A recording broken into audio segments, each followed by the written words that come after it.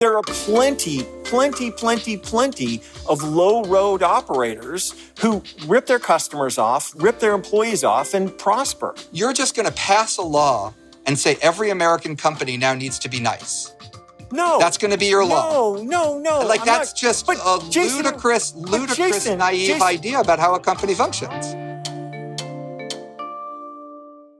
America's economy runs by capitalism. That is a fact that some celebrate and others lament. But now even some fans of capitalism are looking at how it's working in the U.S. and they are asking, is capitalism broken? I'm John Donvan. This is Open to Debate, and that's the question we're going to argue. Our debaters, Nick Hanauer, an entrepreneur, an investor, a thinker who made billions under capitalism, and Jason Furman, an economist, a professor, also a thinker, who helped guide economic decision-making during the Obama administration. Nick and Jason, welcome to Open to Debate. Thank you so much. I want to say now to anybody who is listening, do not assume that you know who is taking which side, because you're probably going to be surprised. Nick Hanauer, you who have done so very well under capitalism, I have. You are the one here arguing that capitalism is broken. The floor is yours, Nick, to bring us your opening. Thank you, John. Let me start by saying that markets are the greatest social technology ever created for creating prosperity. Nothing else comes close. I've founded, funded, or managed over 40 companies, creating tens of billions of market capitalization. I feel very confident I understand them. So let's be precise about what's actually on trial today. It's not markets, it's capitalism. Markets are a technology for solving human problems. Market capitalism is an ideology defining who that technology serves. And it's right there in the name, capitalism.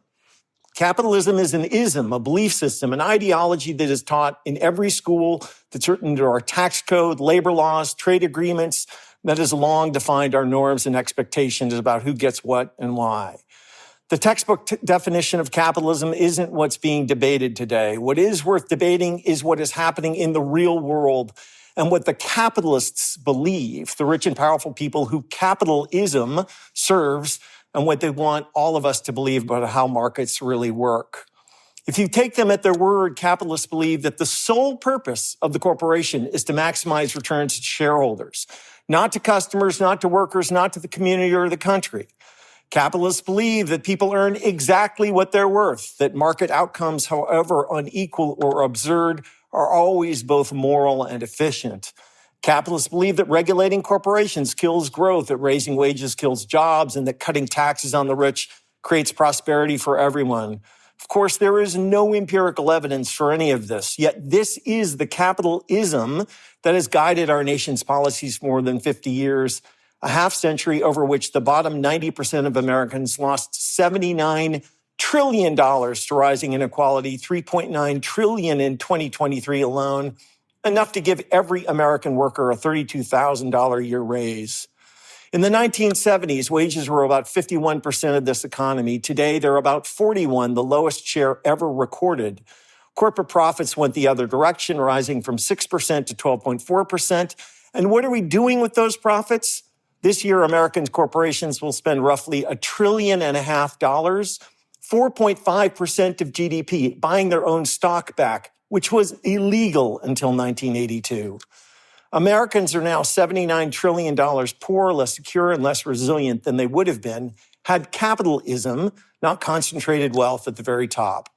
For example, in 1985, it took a typical American 40 weeks of work a year to afford housing, healthcare, transportation, food, education, and the other essentials of the middle-class life. By 2022, it took 62 weeks. Last time I checked, there are still only 52 weeks in a year. So it should come as no surprise that 65% of American voters now say the system is rigged against them, or that only 12% think our democracy is working well. This is not an economic system with some policy problems. This is a failed ideology that is taking our republic down with it. So has market capitalism failed? Of course it has.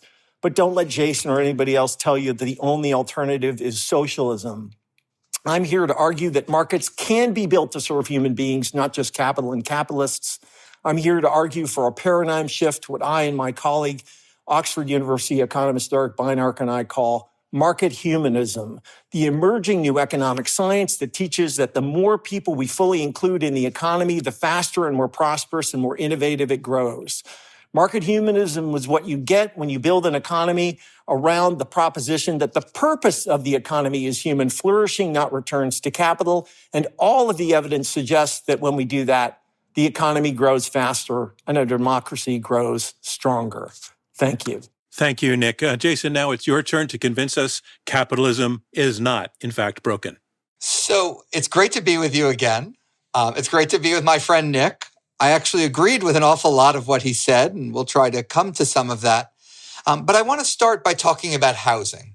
That's an issue that is important to every American, to every person in the world. Everyone needs housing. Let's look at what's happened to housing over the last 50 years. We've gone from a situation in which the typical family had fewer rooms than people to one in which it has more rooms than people. Indoor plumbing has become universal. Air conditioning almost entirely universal. Extreme overcrowding is almost entirely a thing of the past. And you even look at the last 10 or 20 years, and there are more children that have their own bedroom today rather than having to share than was the case even 10 or 20 years ago. More square feet per person than 10 or 20 years ago, and better and more appliances. In one sense, housing tells the story of the success that we've had. Notwithstanding every bit of negativity, Nick said, from a material perspective, if you had a choice to be living in the year 2026 or the year 2020 or the year 2010 or the year 1970, pick your number. 2026 would be the year you would choose. It's the year in which you have far and away the most material abundance. And that's true not just for the wealthiest Americans, but for people in the middle class. It's also true for the poor. Now, the system we have is very far from perfect, and housing is a very good example of that as well. Housing is still too expensive. It's something too many families struggle with. It was, I believe, one of the essentials that Nick listed, that it now takes you 60 weeks or whatever it was, a year to get to. And an awful lot of why that is because we haven't given capitalism and the housing sector a fair shot. We pass laws that limit and ban building of larger houses, of apartment buildings, building houses closer to each other. We have a permitting process that makes it take forever to build new construction. And then in some of our cities, we're increasingly saying that we're going to do things like rent control when the evidence is overwhelming that that leads to less building and higher prices overall and less supply in the long run. And so on this very fundamental core area of the economy, first of all, today is the best time ever to live. But second of all, if we want to continue to make more progress, it's going to be with that institution that Nick cited, which is markets, and we could even call it capitalism. One thing that I don't think capitalism does is guarantee that you share income in the way that you would like. It pays people something roughly related to their marginal product, what they produced. That's an economic fact, but not a moral one. And the way to solve that is not with punishment, not with trying to undo and countermand markets, but is with a more progressive tax and transfer system. That's one we've successfully built up over the last 100 years in the United States, and one that we can do more to build going forward. Thank you very much, Jason. So we're going to get to the back and forth in a moment, but before we do, let's share with our audience a little bit more about your journeys to this point and why you're thinking about this question in the way that you do. Nick, you are, I want to say first, a returning debater to the program, so welcome back. Thank you. You advocate for things like raising the minimum wage, taxing the wealthy with your organization, Civic Ventures. You have a book that's about to be released called Markets Built for Humans, which you co-authored with Eric Beinhocker. You have a podcast, you have a newsletter called Pitchfork Economics. You're also, as I alluded to, a very successful entrepreneur and a venture capitalist with some pretty impressive credentials under your belt, including a Quantive, which you sold to Microsoft in 2007 for $6.4 billion. And even before that, way back, you were an early investor and advisor to Amazon in the first 1990s. Non-family investor, yeah. So that worked out. My question to you is, considering that the system has worked for you so well, how often does the question come up, are you asked, are you a traitor to your class? Do you get that question a lot, and how do you respond to it? I do. I am continually called that, and I don't. But I don't think it's fair. I think that what we are witnessing in the United States right now is capitalism eating itself. I mean, the rising inequality that it characterizes our economy isn't. I think this is the most important point, isn't merely an economic inconvenience for the people that it affects. It is, most insidiously what shreds the reciprocity norms that make social cohesion possible and hence democracy. And that's the thing that is so dangerous. Jason, I think this is actually your 7th debate with us, going back several years. Could that be right? So we're delighted to have you back again. Just a good debater. You're not managing expectations very well here, but go on. You worked under President Clinton. You, as I said, you were an economic advisor to President Obama. You were chairman of the Council of Economic Advisors. You played a big role in shaping his economic agenda, including the response to the recession and the stimulus package. Currently, you teach economics at Harvard. You're defending capitalism for us. And I'm wondering, are you surprised that question is even on the table to being asked to defend capitalism nowadays? I'm surprised by the growth of that question. And, I do think there's different reasons that we could explore for why it's grown. One model is the one that Nick is implicitly arguing, which is that for 50 years, living standards have stagnated, inequality has increased, and so people are becoming growingly discontent. I think that doesn't exactly fit the facts. If you look at after taxes and transfer, inequality rose a lot through the year 2000, but it's pretty much leveled off since then. If you look at wage inequality, the largest wage gains have been for workers at the 10th and 20th percentile, not workers at the 80th and 90th, if you look over the last 10 or 15 years. So there's actually been a narrowing of wage inequality. I think part of the discontent people have is we had a horrible financial crisis, then we had a horrible bout of inflation.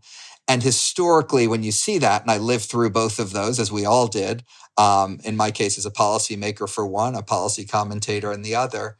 And so, I think we're going through a moment in our country where the fallout for that has all sorts of collateral damage for the way people are thinking about the world. All right, thank you. I want to just tell you what I'm hearing in terms of your opening arguments. Nick, and before I even say that, I want to be clear.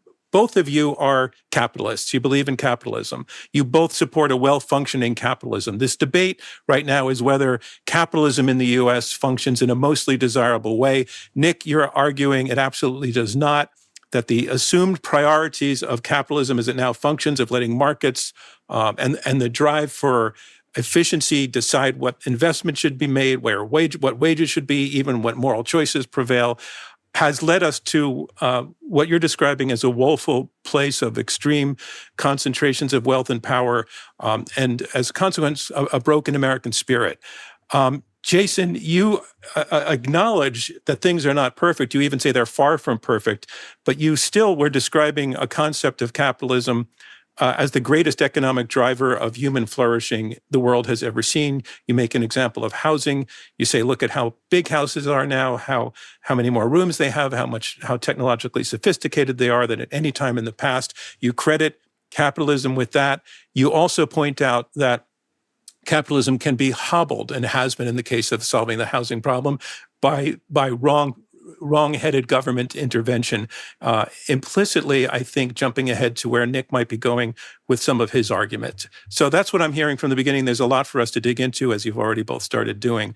I want to take this to you, Jason. We heard Nick make the argument that markets, great engine, but under the current system, they are not there to serve human beings, that they once did and they should again, but that they're not serving human flourishing with references to things like health and security and dignity, purpose and work, functioning economy, a healthy world, healthy environment, that markets aren't making those decisions in the right way about those issues, and that an economy should be geared towards that. And that's where capitalism, as it's now practiced, fails. What's your response to that? My response to that is, at its core, markets are about a voluntary transaction. One person has something, the other person has something else, and they trade. Maybe it's time, maybe it's money, maybe it's products, maybe it's some combination of those. As a strong presumption, not a universal one, and I'll talk about some important exceptions, we should think of that as probably likely to make both sides better off, and thus most likely to make the world better off. And for an awful lot of things, what type of music I listen to, what type of cookies I eat, what type of clothing I wear, letting people make those choices, having markets serve them, produce the variety, produce the things they like, is a wonderful thing. Now, there's certain important exceptions to that. Markets produce too much carbon, and that's why we need policies with respect to that. Markets produce goods that are overly addictive. We need things related to that. But my starting presumption would be that in most spheres, they let people do, what they want and provide enormous variety, catering to the enormous variety of our tastes in a way that it's hard to imagine any other system could possibly accomplish. Nick, do you feel your argument has just been refuted? No. So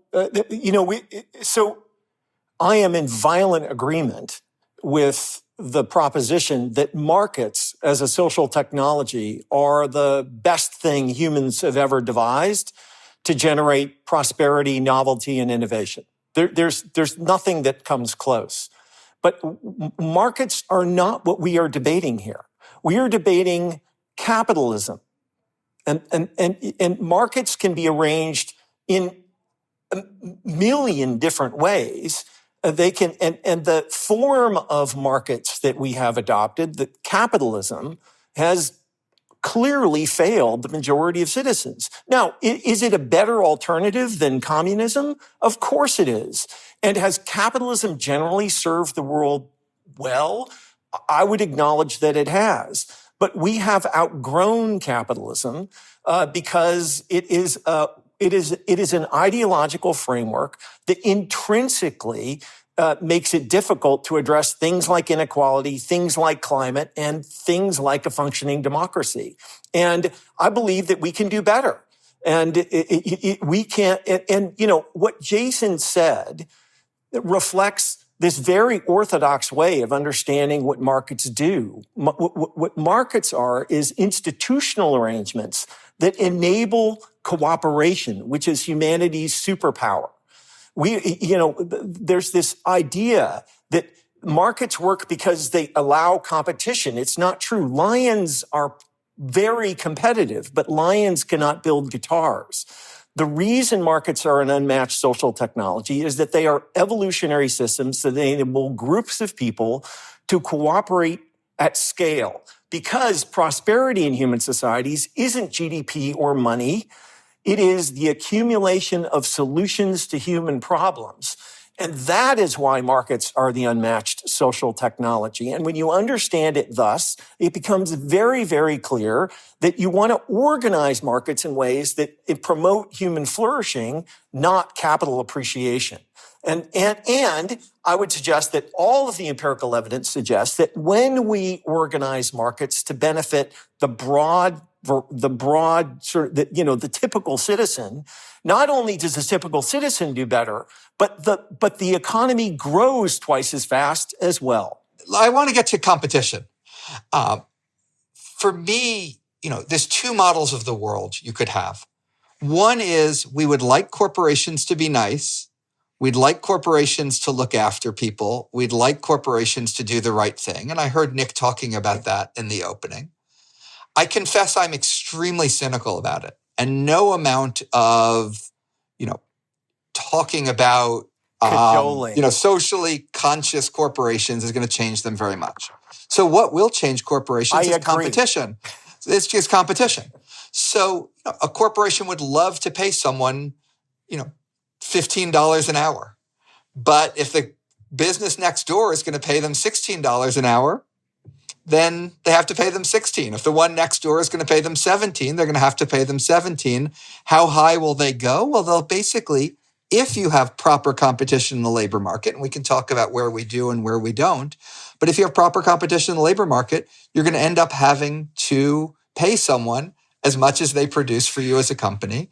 Otherwise, you're going to lose them to the business next door. So for me, competition is absolutely central. And then we can ask, where do we not have enough competition? Where do we need to architect things so that we can have more? So for example, in labor markets, we might have right now occupational licensing.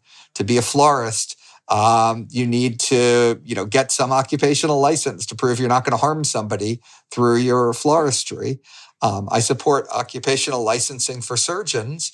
I don't support it for florists and interior decorators. And so letting things that get in the way of competition go down, having more competition is to me basically being realistic about what companies are like rather than basing your policy on a pipe dream. Okay, but look,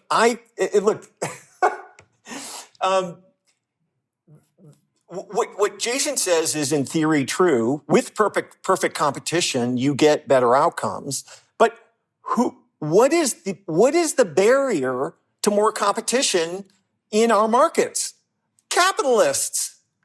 Like the one thing capitalists hate more than anything is competition.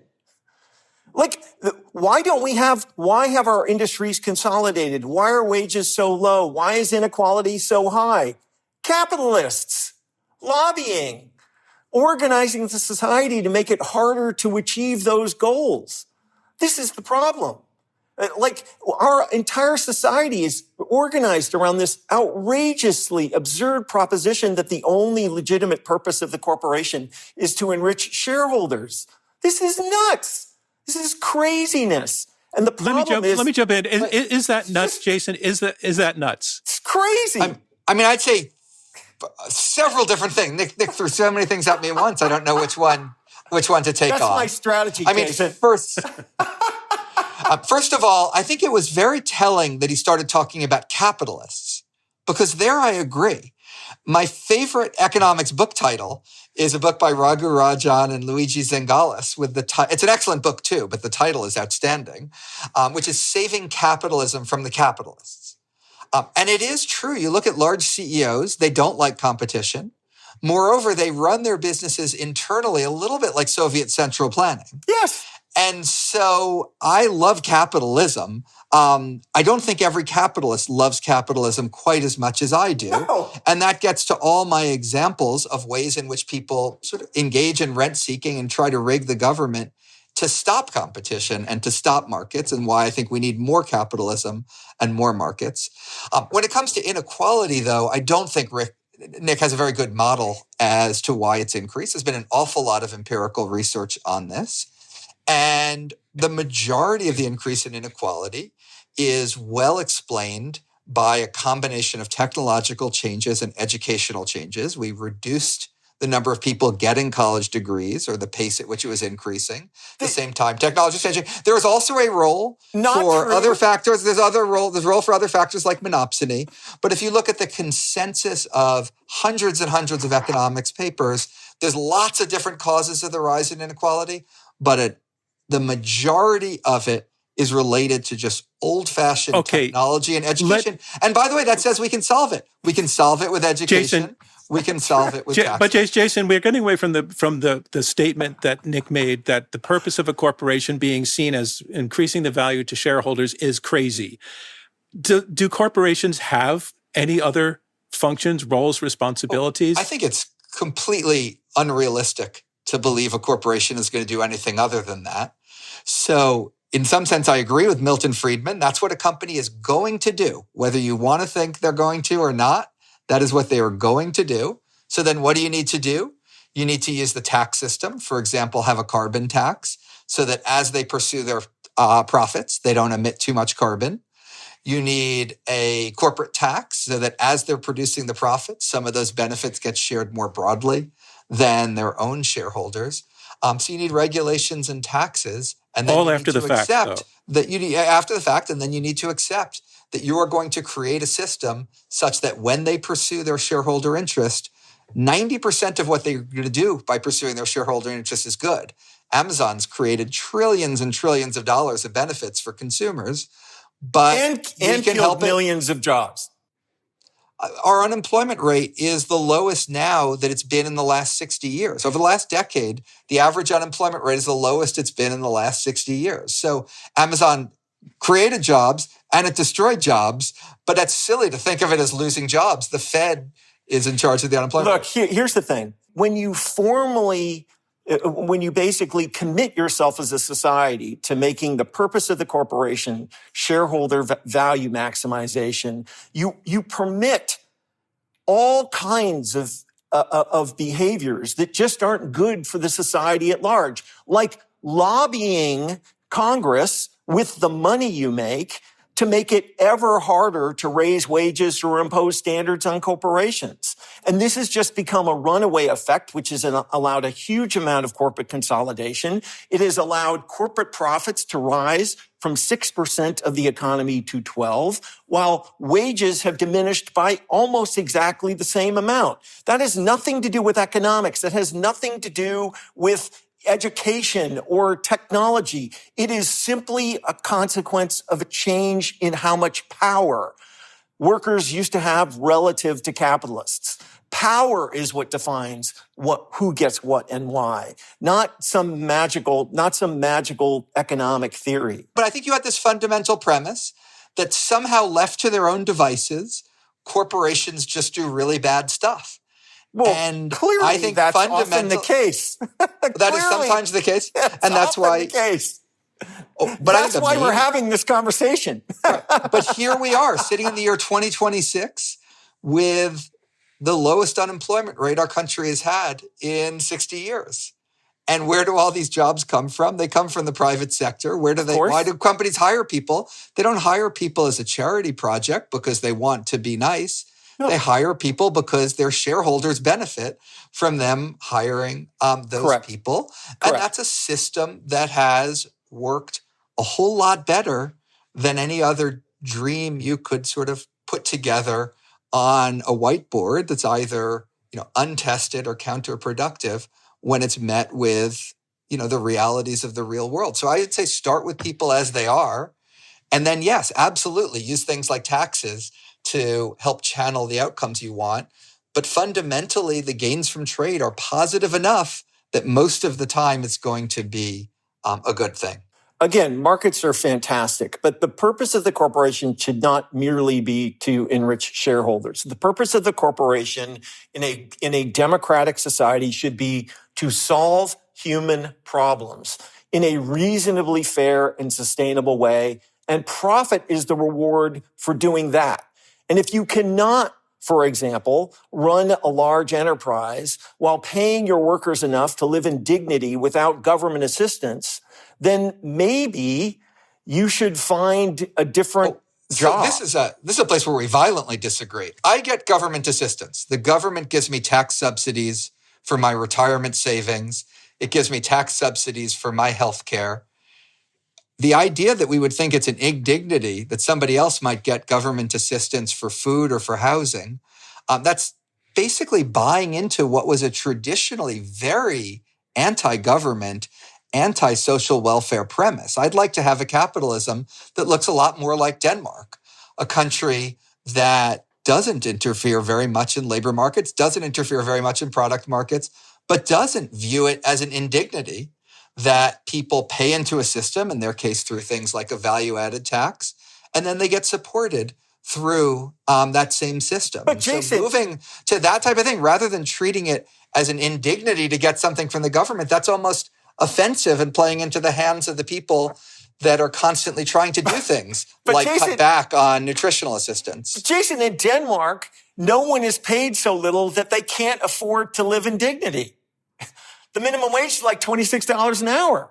Like, they have organized their societies so their businesses pay people enough to get by without food stamps. Hey, look, here's the thing.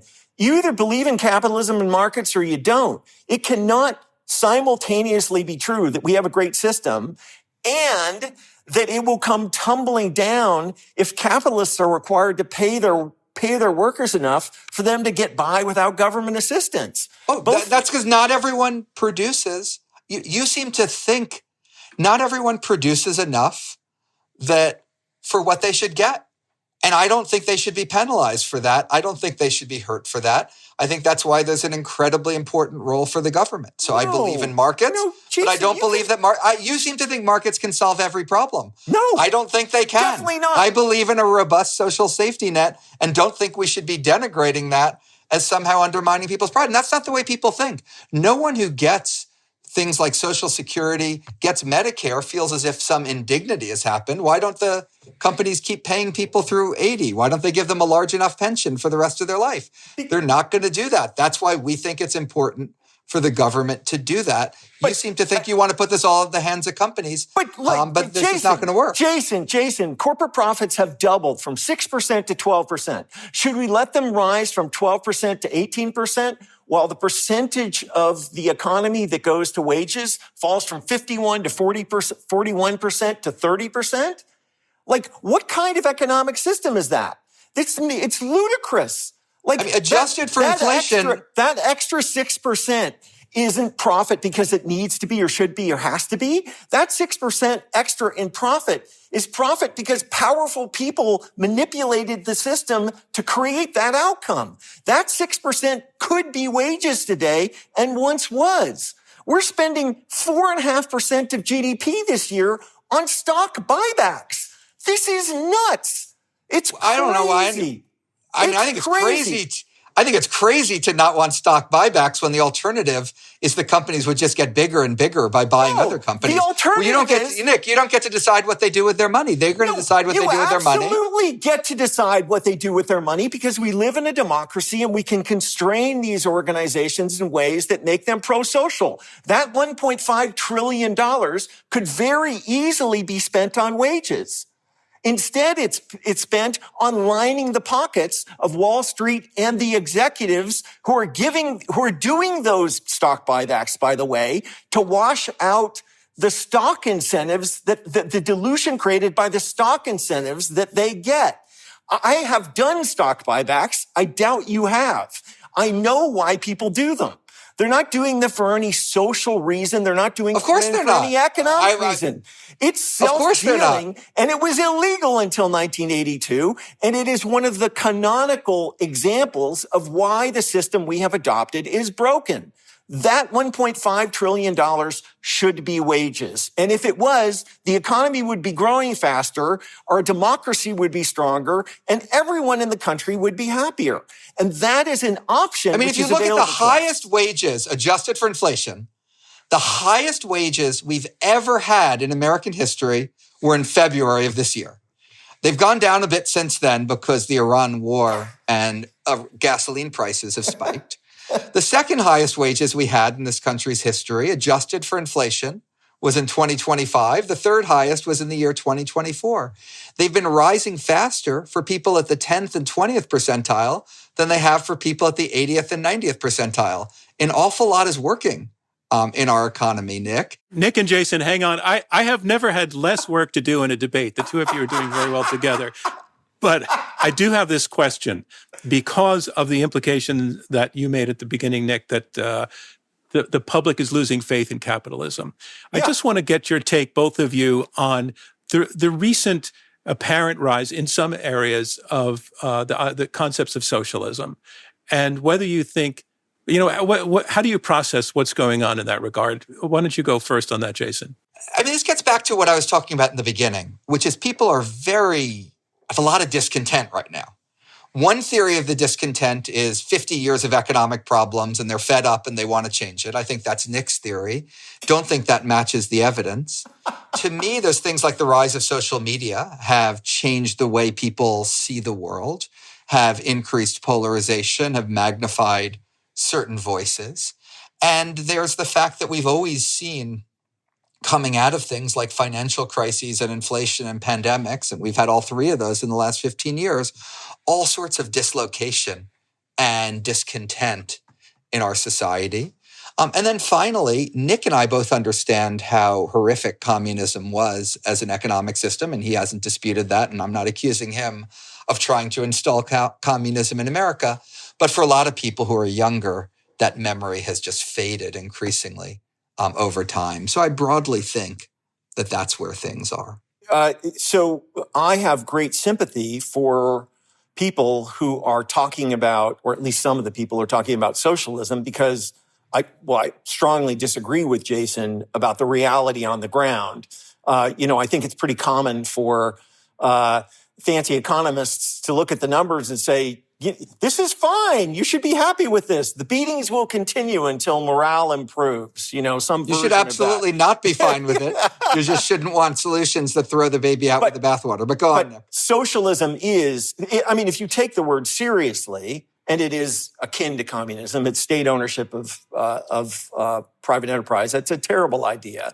But what socialism does is it's very good at more fairly sharing existing prosperity, but it has nothing to say about how you create more prosperity in the future. And that's its great Achilles heel, which is why we should move beyond the version of markets that we have adopted, which we now call capitalism. We should reject socialism, and we should move on to what my co-author and I call market humanism, which is a market-based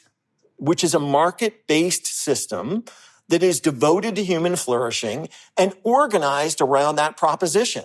And if you do that, you'll have more economic growth, more innovation, and a much more stable, secure, and happy society. And now we're going to bring in some other voices to ask some expert questions of our debaters. We've had some people who know the topic, who think about the topic, joining us, and we have asked them to gauge where we are in the conversation and come in with some questions. And the first person I'd like to welcome is financial journalist and writer Mary Childs. Mary, thank you so much for joining us. You were a co-host of NPR's Planet Money for nearly 7 years, so I'm thinking people are going to recognize your voice.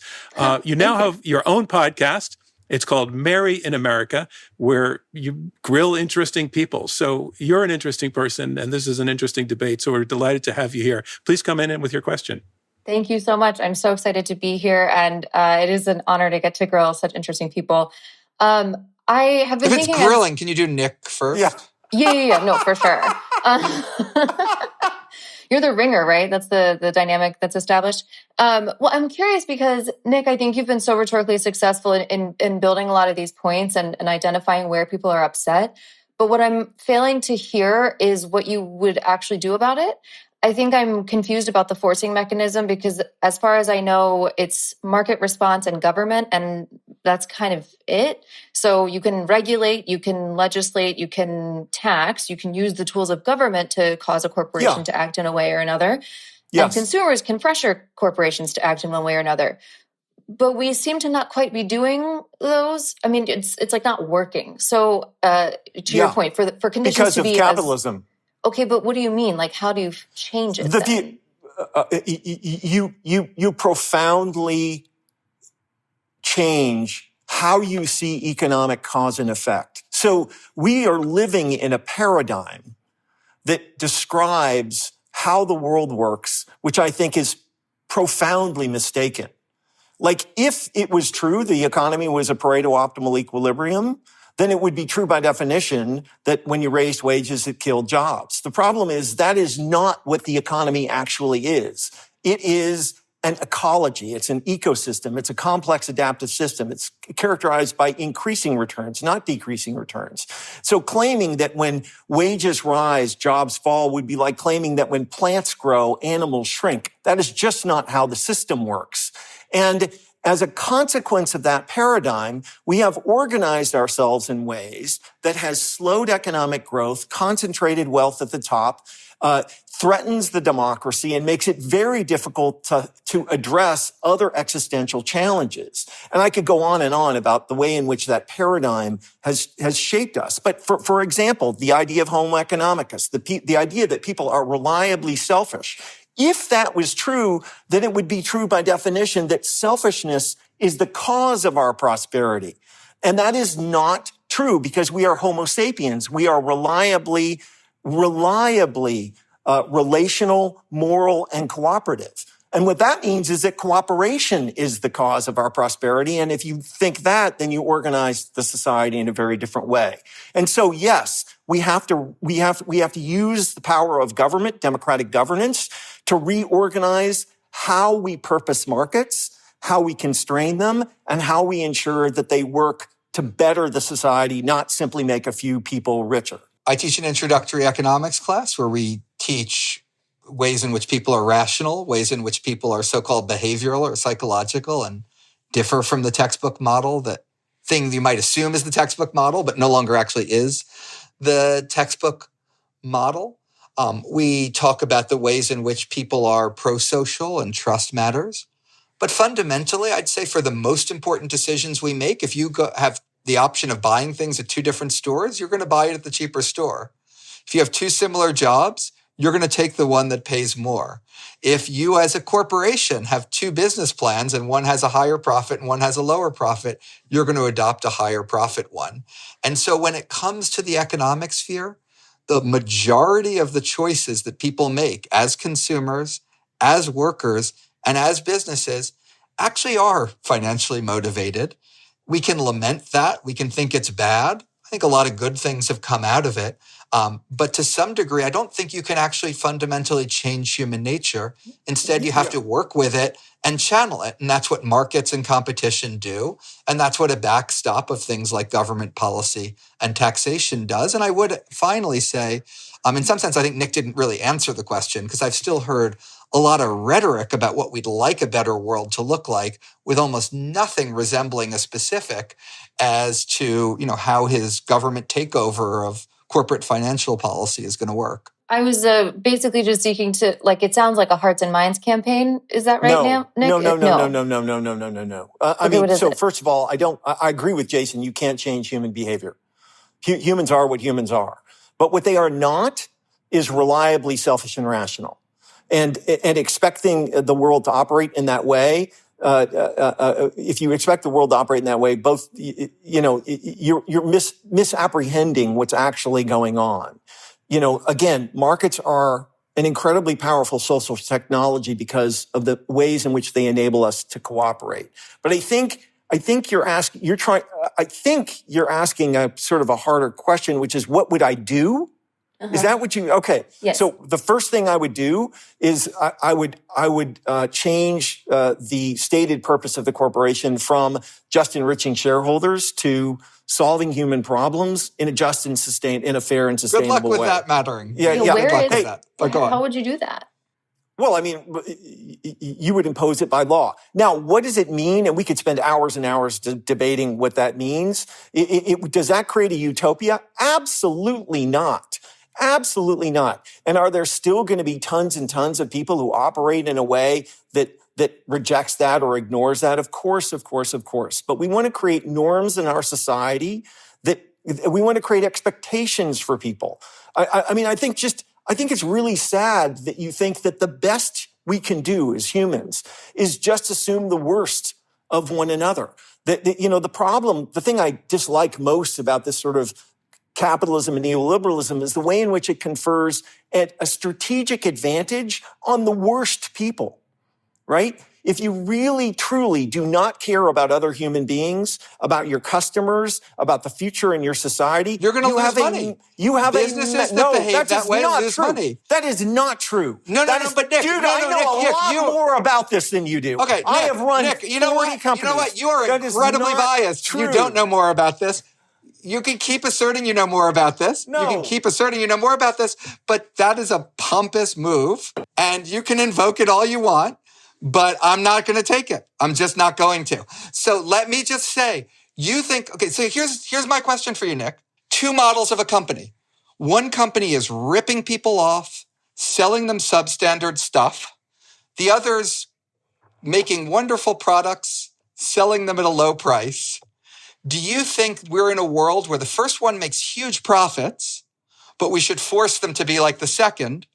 Or do you think what you said before of all good things go together, and if you do the right thing, you'll have more innovation and more growth, which sounded an awful lot like the second company would do better? My view is companies that develop a reputation for treating their customers badly, for treating their workers badly, can actually end up being punished in the marketplace. In some cases, that's true. And in some cases, it's not true. But there are plenty of low road operators who rip their customers off, rip their employees off and prosper. And some of our biggest and most successful companies actually haven't behaved that way. They've been companies that, for example, have reliably delivered lower prices, greater variety, and better products. That's why Amazon is the way it is, not because it's cut every single corner it could possibly cut. And you should know that better because you're one of the people that invented that company. But you're just going to pass a law and say every American company now needs to be nice. No. That's going to be your law. No. Like, that's just a ludicrous, naive idea about how a company functions. All right, time out. Mary, I want to thank you for your question. Thank you. Sorry. Because I'm going to thank you for joining us. I want to say this, that one of my goals is to encourage mutual respect among our debaters, and I think some hackles were raised just now. And I'm sorry, Jason. Thank you. Apology accepted. Because I do like you now. Thank you. Thank you. Let's move on. I want to welcome into the conversation now Enda Curran, who's from Bloomberg News in Washington. Enda, thank you for joining the conversation and for listening in. You cover and report on the U.S. and global economy, which gives you really a great perspective for this conversation and debate. So thank you for joining us, and please come in with your question. Thank you all, John. It's a great debate. I'm enjoying it. Jason, just in terms of tangible examples, following up on Mary's questions, if you had public support and congressional support, could you elaborate just what more you would do to boost competition in the US, please? And Nick, similar question to you in terms of, your dream law would be to stop corporations from enriching themselves, as you describe it. Can you say, how would you... I don't want to paraphrase you, sorry, but how would you sell that to both the public and executives to get that across the line, please? Thank you. Yeah. So one issue in competition is corporate concentration and large businesses. I think antitrust got too permissive for a while. I think it went too far in the other direction and actually became overly strict. And the goal should be about protecting competition, not protecting competitors.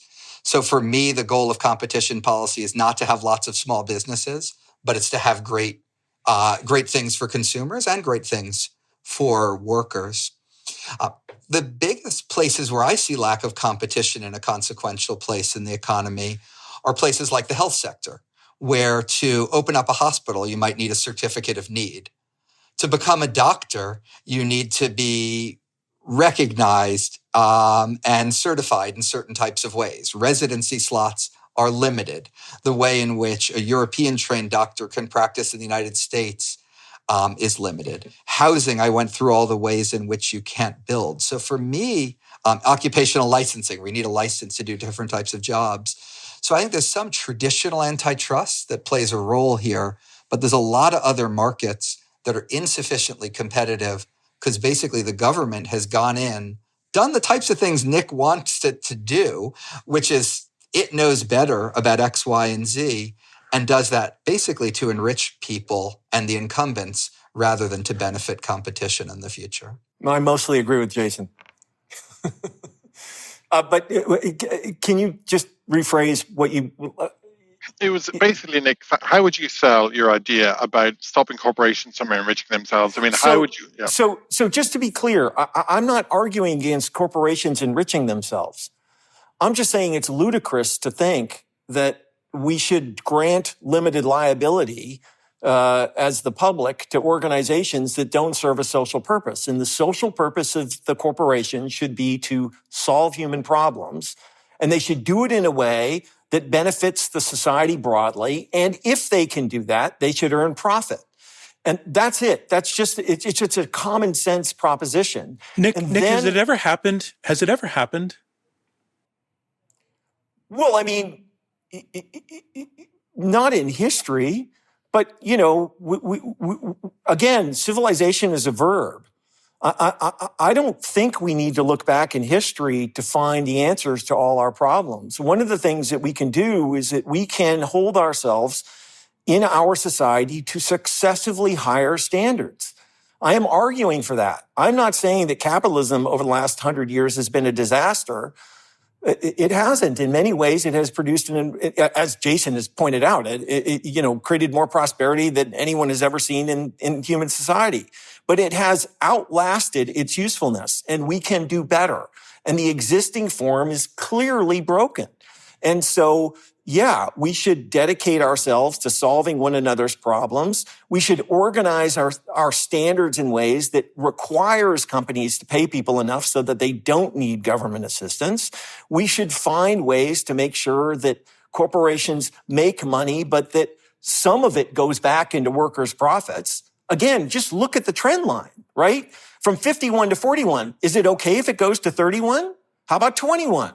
How about 10? How about 0? Right? Like, at what point do you say, enough is enough, guys?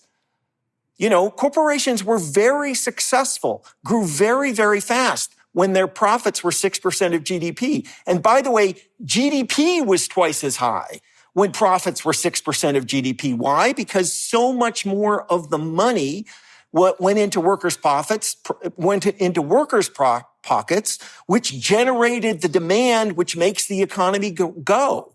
So there are no trade-offs to growth here. There's no trade-offs to innovation. There will be a group of very rich people who will be sad with this new arrangement because it will not as clearly benefit them. But the economy will do better. People will do better. The democracy will do better.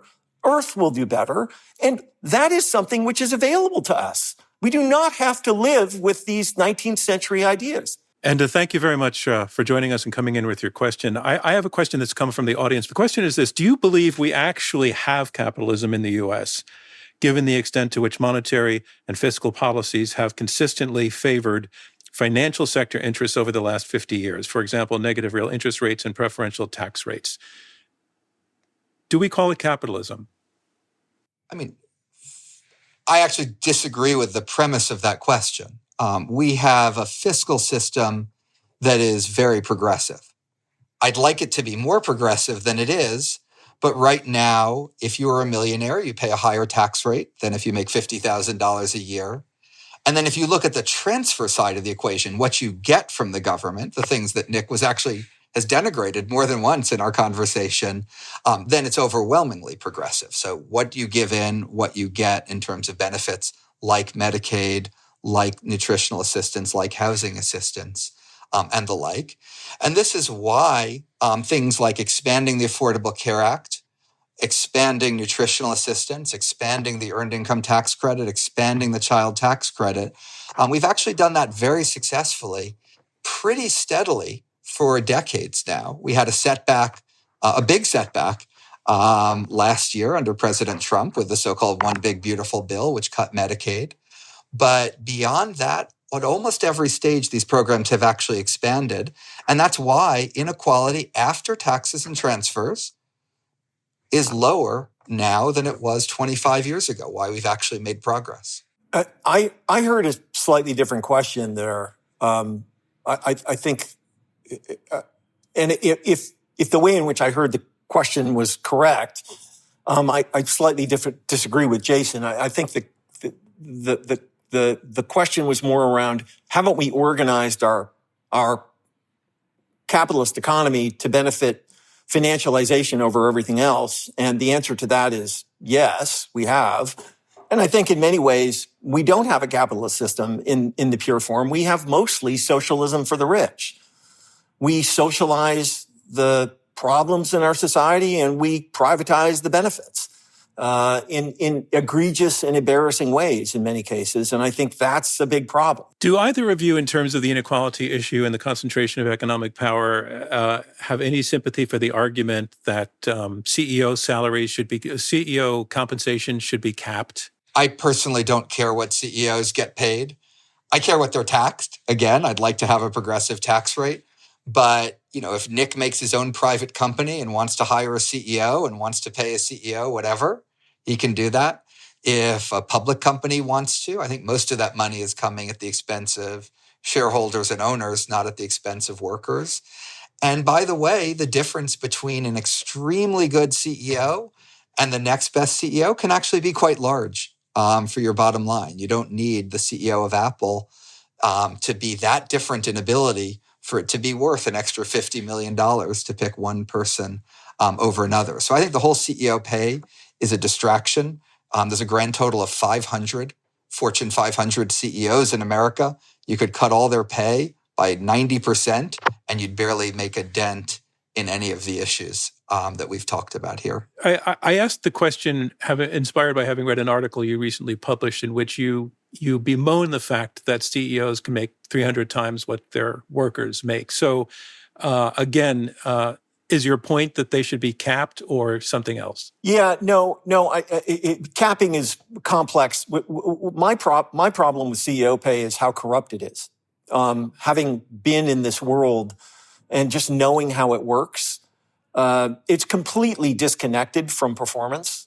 And there is this racket of consultants that go around in every boardroom in America, and they do these spreadsheets which prove in every single case in which they present their material that the executive team is underpaid and needs a big raise.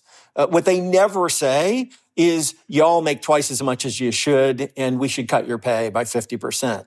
And so we have adopted sort of culturally, morally, and technically a set of standards and processes which create this upward ratchet on CEO pay. But there is no similar force on worker pay, right? And so you end up in this circumstance, because Jason, of course, right, you could cut all CEO pay by 90%, won't make a bit of difference at the end of the day.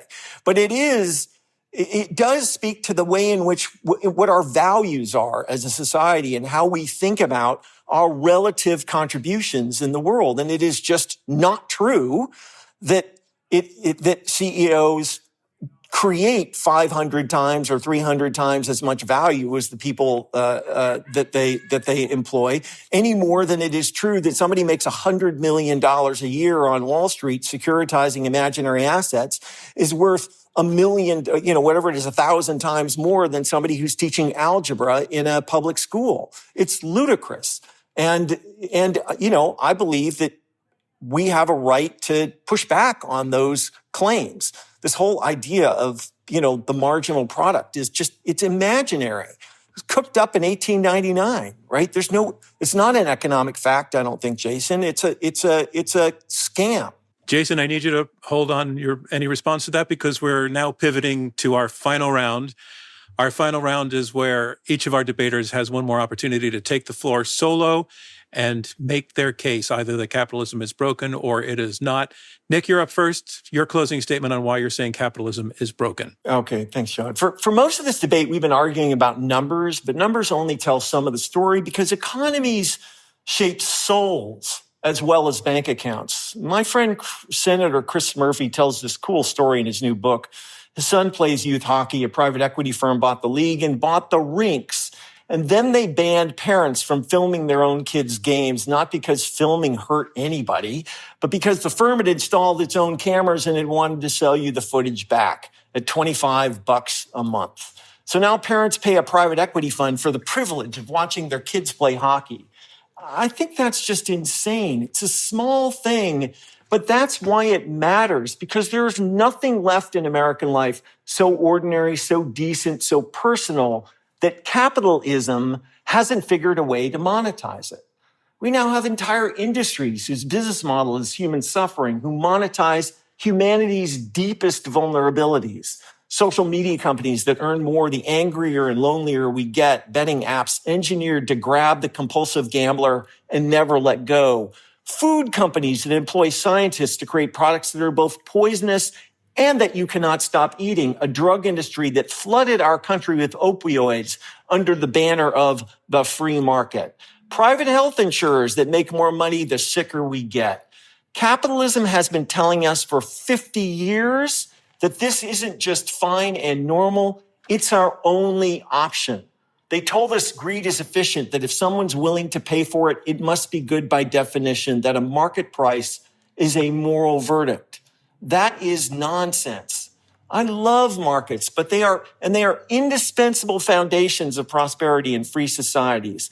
But understanding that markets work is not the same as understanding how and why markets work or how to make them work better.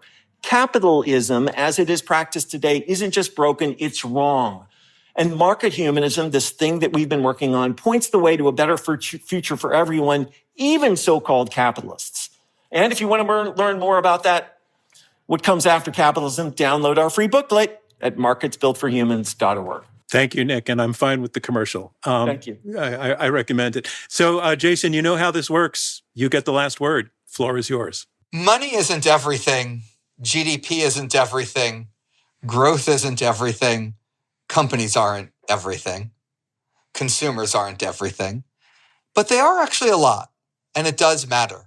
If you look at countries that are richer, countries that are growing faster, countries that are more innovative, you tend to have people that are happier, that are more tolerant of each other, more willing to share, have lower maternal mortality, lower child mortality, higher degrees of well-being in a whole variety of even more fundamental dimensions.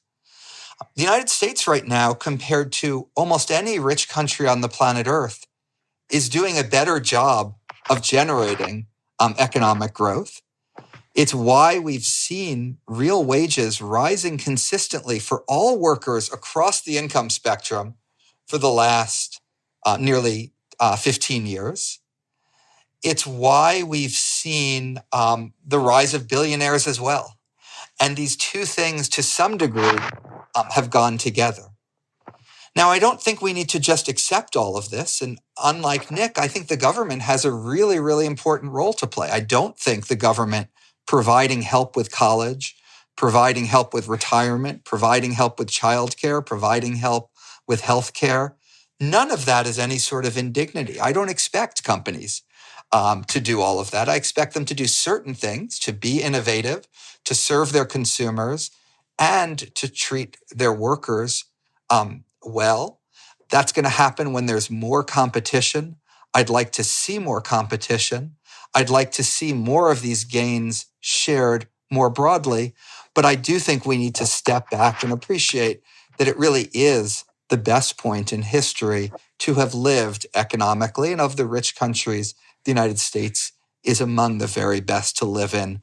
And a lot of that really is because of the success of the markets. And yes, I'll call it capitalism as a system. Thank you very much, Jason. And that is a wrap on this debate. The arguments are over. After hearing what everybody had to say, we want to know which side of the debate you fall on. Please cast your vote now. Go to opentodebate.org/vote or scan the QR code on our screen. We will also be dropping the voting link in the episode notes and description. Voting for this live stream is going to remain open until Friday, September 4th at 4 p.m. Eastern. We will reveal the results of the vote in our Substack newsletter on Saturday, September 5th. So make sure to subscribe. Nick and Jason, you brought a lot of energy to this debate. We even had an apology, which I appreciate, and a forgiveness, which I appreciate. I'm sorry, Jason. It's all good, Nick. It's all good. We appreciate your showing up and arguing that the way that you did, and for being thoughtful and making us all think. So as we like to say, thank you for being open to debate. I also want to thank Mary and Enda for their questions. And finally, a big thank you to you, our audience, for tuning into this episode of Open to Debate.